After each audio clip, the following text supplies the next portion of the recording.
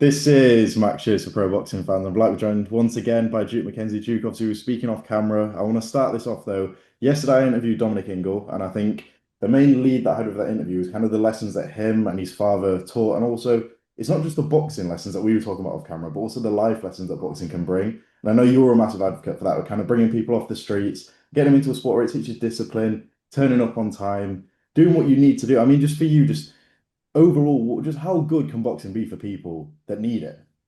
The government should introduce schoolboy boxing Mm.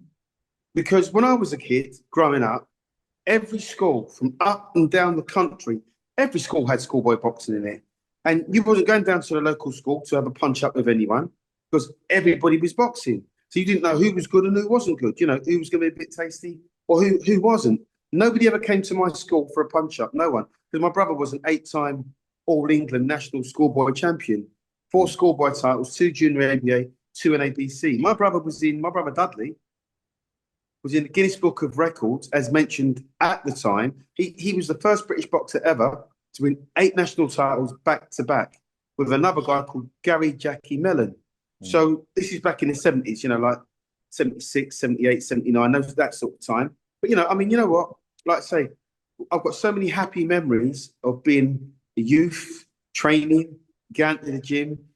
Boxing gives you so much life skills.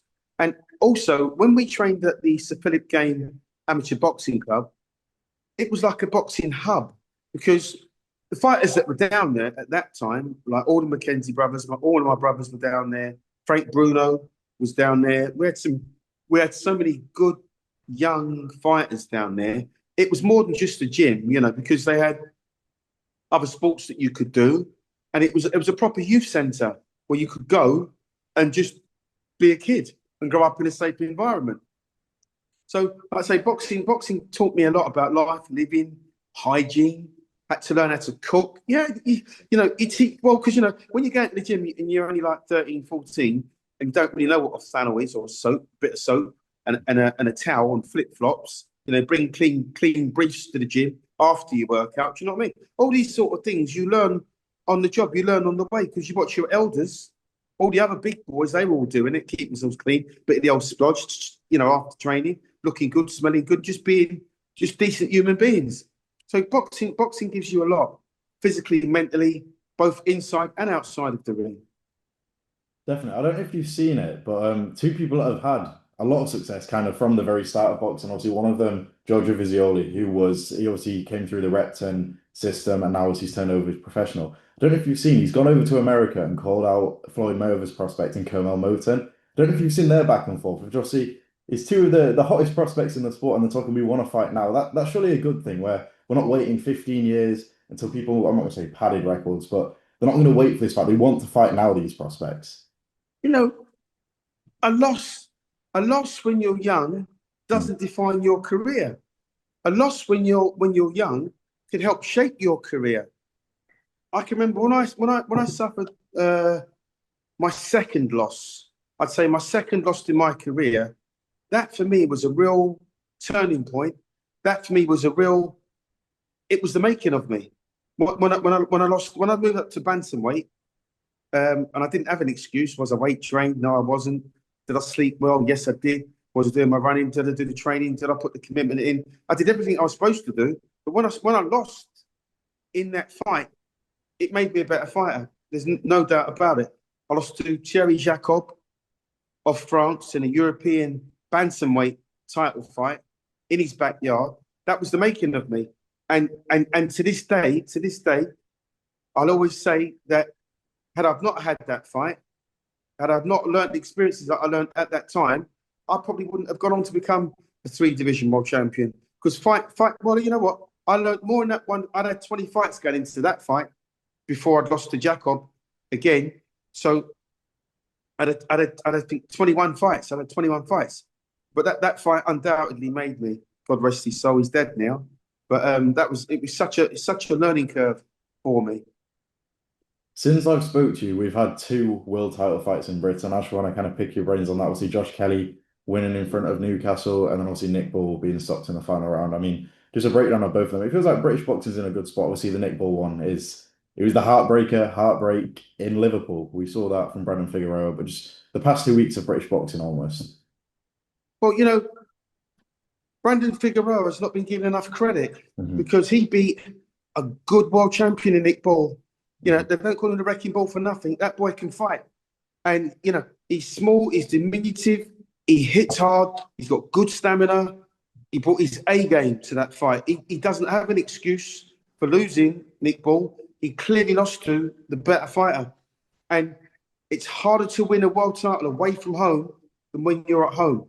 Now, I don't know what strokes were played before that fight, but Brandon Figueroa kept saying he didn't trust the judges, and he never left it to the judges. He went out there and he done an absolute number on Nick Ball. There's a saying in boxing that if you get knocked out, always try and land on your back, because if you can look up, you can get up. But Nick Ball went face first. That was a bad knockout. It really was. Um, it's going to take a lot of soul searching on his part, and only time will tell if it'll ever be the same. Once your bubble gets burst for the first time, when you're unbeaten, and that bubble eventually gets burst, boy, you've got to do a lot of soul searching. So if you haven't been doing what you're supposed to be doing in the lead up to that fight, it can damage you and hurt you quite badly. I'm not suggesting for 1 minute Nick Ball didn't prepare for that fight. I'm sure he prepared like he had done for every other fight that he'd had. But what he didn't prepare for was being met and fought on the inside. Brandon Figueroa, I can't pronounce his name properly, sorry, right? But that guy Figueroa, he fought Nick Ball on the inside and beat him at his own game, and which really surprised me. And the pace of the fight was quite hot as well. So again, he surprised the hell out of me. I thought Ball would have quite a long reign, given the way he fights, because he was always going to have a short career given the way he fights. But I just expected him to be in unification fights at the ready. I thought they'd be lining them up for him, and but now he's obviously that's the last thing on his mind right now is unification. Right now, he needs to have a nice holiday, get some sun on his skin, Yeah. regroup, and maybe go a different direction. Let Figueroa just crash on. Sometimes it's not always good to go chasing the guy that's beaten you. It's not always a good thing. I've always been taught if somebody beats you once, leave them alone. Let them go their own way. Find a different route. There's different routes back to the top. Let Figueroa have 1 or 2 defeats, maybe, or 1 or 2 really hard fights, and then get him later on, and then roll the dice again. So because if Figueroa beats him again in an immediate rematch, that's his career finished. Never be the same. Psychologically, I'm talking about never be the same.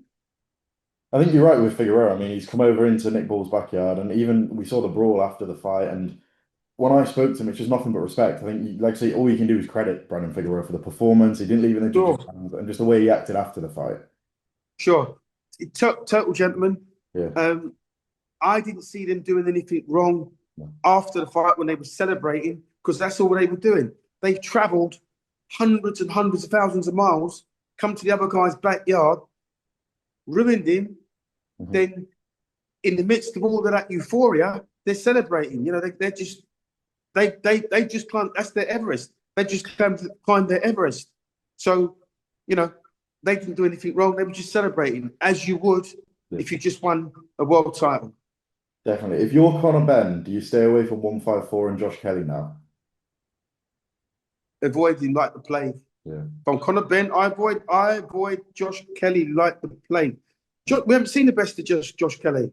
We ain't seen the best of Josh Kelly. What we've seen with Josh Kelly now is a more mature, a more seasoned pro. His pedigree now, because he's a world champion, which means his stock goes up in the ring by about 5%.